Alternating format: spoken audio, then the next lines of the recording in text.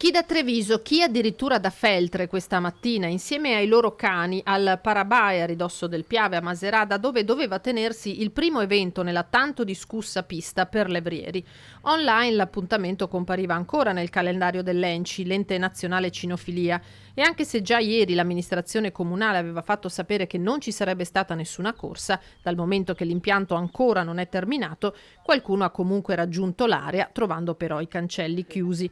Qua e là qualche curioso, ma nel timore che potesse esserci un reale afflusso di gente e soprattutto eventuali contestazioni, la zona è stata monitorata dalle forze dell'ordine, polizia e carabinieri. A inscenare un flash mob Mara Garbuglio, responsabile della LAV di Treviso, una delle associazioni che sta promuovendo una raccolta firme contro la pista, firme che saranno depositate in comune il prossimo 25 giugno. Siamo felici che almeno sia saltata la data di oggi, ci aspettiamo e speriamo che questo progetto venga annullato completamente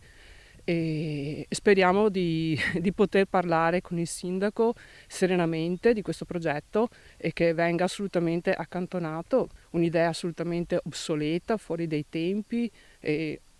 assolutamente inaccettabile per quanto ci riguarda, sia dal punto di vista del benessere animale che dal punto di vista di quello che può